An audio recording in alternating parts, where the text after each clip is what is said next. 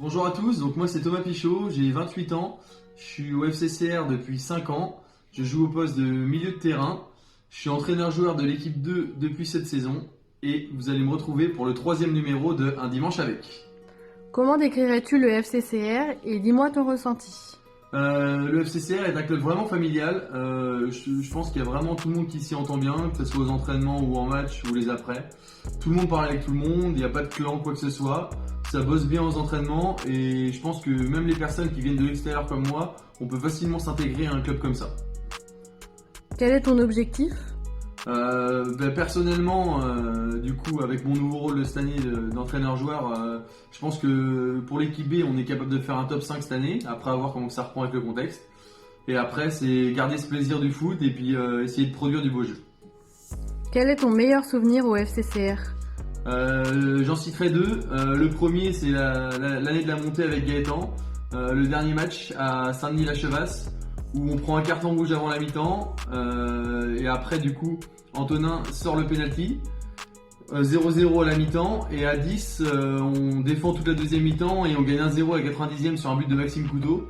Et on était heureux comme s'il n'y avait pas. Et ça nous a vraiment fait une victoire à l'image de notre saison. Donc celui-là pour moi c'est un de mes plus beaux souvenirs qui montrait la mentalité de cette saison-là. Et le deuxième c'est l'année dernière contre les Sables d'Olonne où on gagne au penalty après avoir vraiment défendu pendant 120 minutes et tenu le 0-0 et on va chercher la victoire au penalty et je pense que celle-là on a vraiment été la chercher. Quelles sont tes équipes préférées? Donc en France le FC Nantes, hein, on va rester dans le coin même si les temps sont durs en ce moment. On reste nantais. Et puis à l'extérieur, à l'étranger, Dortmund et puis le FC Barcelone. Donc voilà, ceux qui connaissent le football sauront pourquoi Barcelone. Julien Chauvier, Reynald, vous me comprendrez. Quel est ton rituel d'avant-match? Mon rituel d'avant-match, j'en ai pas vraiment. Je suis souvent à la bourre le dimanche matin, donc j'ai pas trop le temps de faire grand chose avant mes matchs. Je dirais juste que j'essaye souvent de mettre le même caleçon. Tous les dimanches, j'ai un caleçon porte-bonheur qui souvent nous fait gagner. Une anecdote de football? Ça resterait dans ma jeunesse, donc on était en U10 quand j'étais à Roche-Chalère. Donc on avait gagné 28-1 contre Saint-Georges de Montaigu. Donc je pense que j'aurais du mal à faire victoire plus large dans ma carrière de footballeur. Donc je pense que ça restera la plus anecdotique et la plus large de mes victoires. Et pour finir, comment vis-tu ton nouveau rôle au FCCR?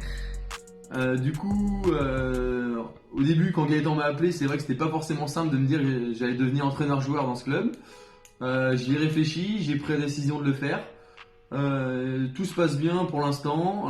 Avec mes deux acolytes, Florian Salin et puis Johan Zion, on s'entend plutôt bien, ça bosse bien aux entraînements. On a un groupe qui est à l'écoute. Après, le dimanche, les débuts de saison, c'est plutôt bien passé jusqu'au confinement. On est dans le wagon de tête pour l'instant. On n'a pas perdu beaucoup de matchs, donc on va continuer à bosser. Mais pour l'instant, moi, j'y prends vraiment un réel plaisir. Avec des gars à l'écoute et qui te mettent en confiance, tout se passe plutôt bien pour l'instant. Donc voilà, c'est parti pour ce dimanche sans foot. Pour moi, ça va commencer par un petit footing en ce dimanche matin pour entretenir la condition. Voilà, dans un dimanche normal, je serais plus dans un timing de me dire la causerie est pas faite, mon sac de foot est pas fait et il me reste à peine 1 heure pour aller au stade. Mais voilà, aujourd'hui c'est différent, donc on part pour un petit footing du dimanche matin. Bon bah tout à l'heure. On continue, donc du coup un petit tour sur Unibet, hein, donc le partenaire Unibet pour occuper son dimanche. On regarde s'il n'y a pas un petit pari à faire pour vibrer un peu. Quitte à ne pas jouer au football, on va essayer de vibrer football avec un petit pari sportif. Voilà, on continue ce dimanche avec une petite galette des rois en famille pour remplacer les terrains de foot du dimanche. Donc voilà, galette des rois, orange, chocolat au programme pour aujourd'hui. Voilà, 14h, on profite du beau temps, du soleil. Normalement, c'est une heure où on rentre dans le vestiaire et où on entend l'enceinte de polo résonner avec la grande goule de tournevis souvent qui traîne dans le fond du vestiaire. Et puis Martin, lui, généralement, il est déjà à peu près à une demi-bouteille d'eau à cette heure-là. Donc voilà, ça c'est les dimanches normaux qui sont comme ça. Là, on fait autrement, c'est une petite promenade sous le ciel bleu en ce temps de confinement. Voilà, normalement on serait sur un temps de match là, donc du coup j'ai décidé de vous emmener un peu dans le vestiaire de la baie en essayant de vous parler un peu de tout le monde et de qui est qui dans ce vestiaire. Qui est le plus chambreur? Le plus chambreur, je partirais, si je devais faire un podium, je mettrais Pierre-Édouard, Tournevis et puis Pétrin. Je pense que pour ça, les anciens, on les entend souvent et ils ont un beau niveau de chambrage. Qui est le plus technique? Le plus technique, sans contestation, Adrien Boucher. Qui est le plus bourrin? Le plus bourrin, l'année dernière, je vous aurais dit Kylian Poiron, sans forcer. Kiki avait un beau niveau pour ça. Cette année, c'est plus dur. Offensivement, je dirais JM, qui est un peu capable de tout et de rien. Et défensivement, je vous dirais Paul Fèvre. Qui est le plus discret? Le plus discret, Maxime Couteau. Et qui est le plus traînard? Le plus traînard, je pense que malheureusement, je vais être obligé de dire moi-même. Hein.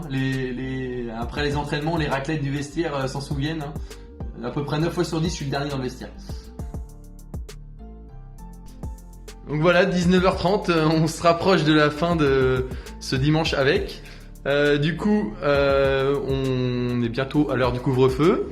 Et il y a Monsieur Boursier qui est là à la maison, juste avant de partir au couvre-feu. Voilà, 1 heure de 3e mi-temps. Donc voilà, normalement c'est la bouffe du dimanche soir. Là, on a Monsieur Boursier à la maison qui prend sa petite bière avant de rentrer.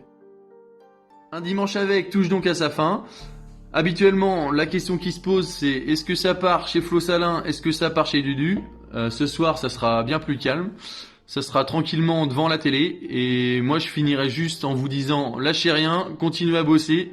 Allez le FCCR et on est des machines.